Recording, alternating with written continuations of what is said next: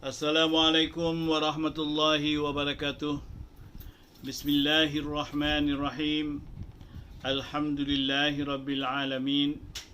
Wassalatu wassalamu ala sayyidina Muhammad wa ala alihi wa sahbihi ajma'in. Jadi kita sambung kitab ini kepada pelajar Masjid Al-Ansar Kuliah Maghrib. Kita sambung kitab Bahrul Madhi ini di muka surat 194, iaitu juz yang ke-18. Jadi kalau kita tengok misalnya firman Allah Ta'ala, ya ayyuhan nabi, wahai nabi, idza talaqtumun nisaa, bila kamu menceraikan istri-istri, fatalliquhunna li'iddatihinna, maka ceraikanlah mereka mengikut sebagaimana bilangan iddah mereka. Maka pada ayat ini dimulakan dengan sebut Nabi dengan tentu namanya. Kemudian dikhitab akan dia serta sekalian umatnya dengan hukum seumumnya. Artinya walaupun dalam perkataan Tuhan ini ditujukan kepada Nabi, artinya perbuatan Nabi atau arahan kepada Nabi, tapi maksudnya umum, bukan khusus. Mana bukan khas kepada Nabi, tapi naklah hukum ini diumumkan, ataupun hukum ini dimasukkan juga kepada semua sekali orang-orang Islam atau orang-orang yang beriman. Jadi tak mestinya dalam satu hukum khusus tadi, khusus saja berhenti situ, tapi maknanya hukum tadi atau khitab tadi dimaksudkan juga kepada umum. Dan terkadang adalah khitab itu terhadap kepadanya, tetapi kehendaknya orang lainnya, seperti firman-Nya, fa in kunta fi syakkim mimma anzalna ilaika fas'alil ladzina yaqra'una al-kitaba min qablika ila qawlihi fala takunanna minal mumtarin. Maka tiadalah harus ada syak itu pada Nabi sallallahu alaihi wasallam sekali-kali pada suatu yang diturunkannya oleh Allah kepadanya. Maka adapun tathhir dan tazkiyah dan doa di dalam imam, daripada imam bagi orang yang bersedekah itu, maka bahwasanya orang yang memperbuat padanya dan mencapai semua yang demikian itu dengan taat akan Allah dan taatkan Rasulnya sallallahu alaihi wasallam padanya. Jadi ada kalanya pula khitab tadi ditujukan kepada Rasulullah saja, kerana dalam mana dia tidak melewati akan perkara yang diambil yang sepatutnya berlaku kepada orang lain, seperti dalam firman Allah Ta'ala tadi, kalau anda dalam keadaan dalam syak tentang apa yang kami turunkan anda itu, maka bacalah, maka tanyalah kepada mereka yang membaca kitab sebelum anda. Mana kalau anda sendiri ada syak kepada apa yang telah diturunkan oleh Al-Quran kepada anda, maka tanyalah pula kebenaran-kebenaran Al-Quran ini yang mana terdapat dalam mereka yang memahami dan mereka yang tahu akan kitab sebelum kau, maknanya kitab-kitab sebelum Al-Quran. Maka sekalian yang dijanjikan atas satu amal yang kebajikan yang ada ia dari semenjak zaman Nabi SAW, maka itu berkekalan, ia tiada putus. Jadi maknanya maka segala kebajikan yang telah dilakukan oleh orang-orang yang belum sebelum Islam, mana orang-orang Arab sebelum Islam dan orang-orang bukan Arab sebelum Islam, benda yang baik tadi diteruskan. Maknanya dalam Islam pun maknanya diakui benda yang baik itu tetap baik. Kerana apa? Kerana itu adalah satu benda yang baik. Jadi agama Islam pun menganggapnya adalah baik. Dan disunatkan bagi imam dan orang yang bekerja sedekah itu mendoakan bagi yang bersedekah dengan bertambah dan berkat pada hartanya, maka diharapkan bahawasanya Allah Ta'ala mustajabkan demikian itu dan tiada disia-siakannya pintanya. Jadi bagi pemerintah ataupun ketua Islam atau bagi orang imam yang menerima pemberian zakat itu, maka sebaik-baiknya mereka mendoakanlah kepada orang yang mengeluarkan zakat tadi supaya hartanya berkat dan hartanya tadi tidak berkurangan dan dia menjadi berkat kepadanya dan sebagainya. Maknanya doakan yang baik-baik.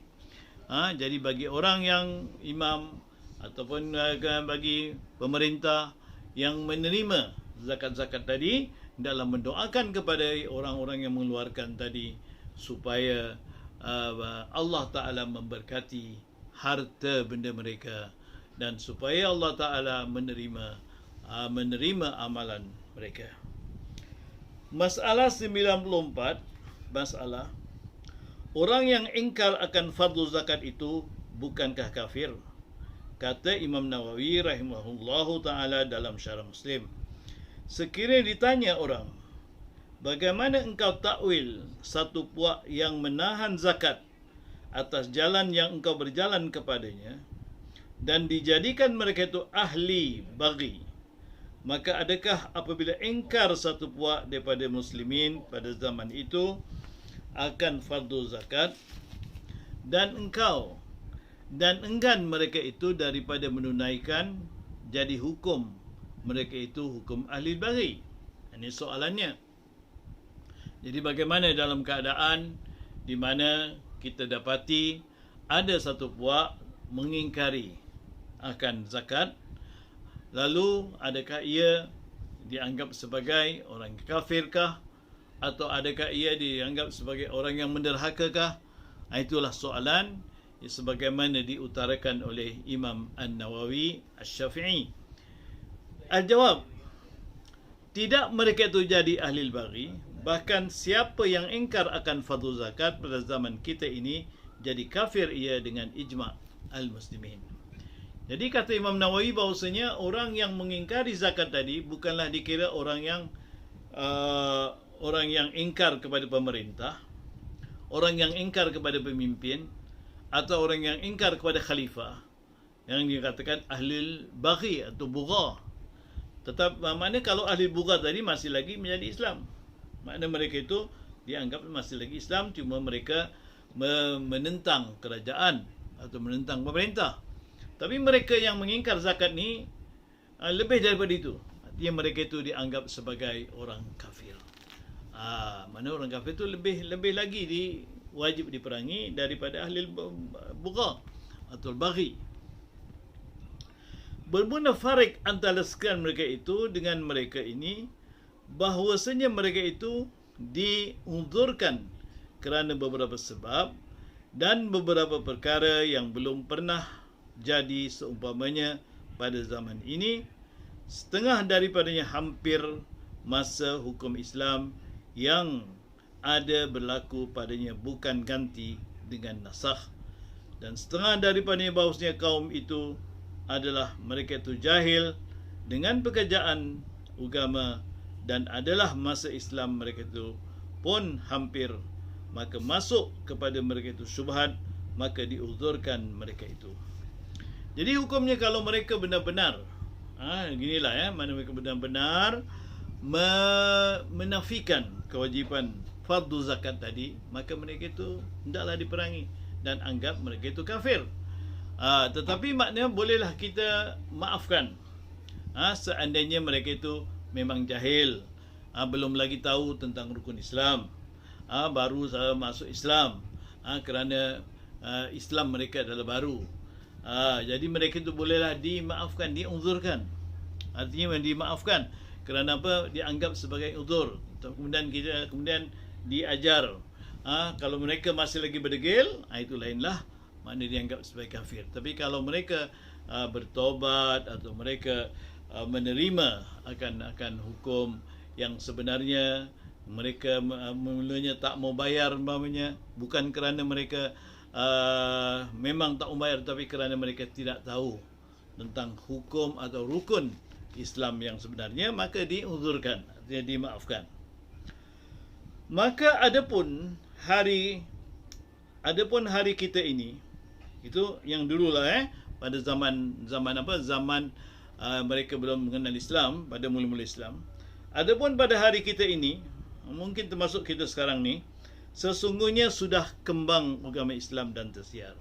Jadi sekarang ni maknanya kalau ada mereka yang berbuat demikian, maknanya mereka salah, kerana mereka sepatutnya mereka tahu rukun Islam itu sudah tersebar. Rukun Islam ialah 5 perkara, termasuklah bayar zakat. Mereka sudah tahu zaman sekarang. Tapi kalau mereka ingkar juga, itu maknanya sudah tidak ada uzur lagi. Dan sudah cukup tahu sekalian muslimin akan wajib zakat sampai diketahui akan dia oleh orang yang khas dan oleh orang yang awam. Jadi kebanyakan orang atau keseluruhan umat Muslim sekarang sudah tahu tentang kewajipannya membayar zakat sebagai salah satu rukun Islam. Jadi tak ada lagi nak excuse kata orang. Tak ada lagi nak diuzurkan, dimaafkan kalau mereka tidak mengaku tentang kewajipan ini. Maka bersekutu padanya orang yang jahil dan alim, maka tiada boleh diuzurkan seorang dengan takwil yang ditakwilnya akan dia pada ingkarnya, dan begitu juga pekerjaan pada tiap-tiap orang yang ingkarkan suatu yang telah diijma' akan dia oleh umat atasnya daripada segala pekerjaan agama, apabila tiada diketahuikan dia kembang dan tersiar, seperti sembahyang 5 waktu dan puasa bulan Ramadan dan mandi junub dan haram zina, maka dan haram arak dan haram nikah dengan mahram dan seumpamanya daripada segala hukum, melainkan bahawa ada ia laki-laki yang baru masuk Islam dan tidak tahukan segala hukumnya, maka bahawasanya apabila ingkar ia akan suatu daripadanya dengan jahil, nescaya tiada jadi kafir ia, dan adalah jalannya seperti jalan sekalian itu kaum pada kekal nama agamanya. Jadi pada sekarang ini, oleh kerana agama Islam sudah tersebar dan dikenali oleh orang-orang yang masuk Islam, iaitu mereka tahu tentang rukun-rukun Islam, maka tidak ada maaf bagi mereka yang berdalih kerana tak tahu, atau kerana tak ada pelajaran, atau kerana tidak mengerti. Tidak ada dalih lagi, kerana sudah diketahui secara umum. Orang yang umum, orang yang khusus, orang jahil, orang yang alim, semua tahu rukun Islam itu 5. Jadi siapa-siapa mengingkari puasa, mengingkari pergi haji, seumur hidup, mengingkari zakat, maka mereka ini adalah dianggap mengingkari rukun-rukun Islam dan mereka dikira sebagai kafir. Maknanya mereka tidak dikira dalam golongan Islam. Begitulah juga benda-benda yang diijma'kan oleh para ulama, yang mana diijma'kan wajibnya dan diijma'kan akan haramnya, seperti haramnya arak, haramnya berzina, haramnya mencuri. Itu semua sudah dihukumkan dan diijma' oleh para ulama, dan sekian orang Islam mengatakan itu adalah haram. Jadi siapa yang menghalalkan benda tadi, yang menghalalkan yang haram, maka dikira kafir. Ada kecuali tak? Ada. Kecuali orang yang baru masuk Islam. Mana baru masuk Islam, dia mukallaf, belum lagi belajar, belum lagi cukup, baru dia tahu rukun-rukun yang sedikit. Jadi dia belum tahu tentang kewajipan-kewajipan ataupun perintah-perintah yang yang masyhur, dan larangan-larangan yang masyhur. Kerana dia baru masuk Islam, itu dimaafkanlah. Mana bolehlah diajar semula, diberitahu, kemudian bila dah tahu, itu sudah jadi Islam yang sebenar, Muslim yang sebenar, maka mengingkari yang wajib adalah haram, atau menghalalkan yang haram juga menjadi kafir. Na'udzubillah. Maka adapun orang yang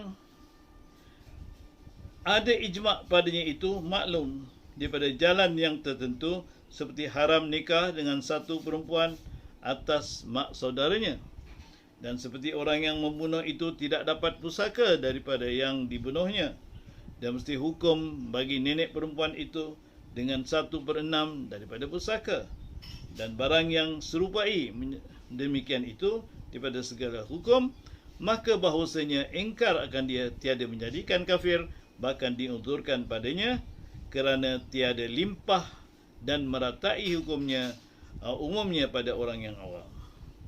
Tetapi kalau sekiranya dia ingkar benda-benda yang mana bukanlah satu benda yang diijma'kan betul oleh ulama, bukanlah benda yang umum, seperti misalnya dia tidak tahu tentang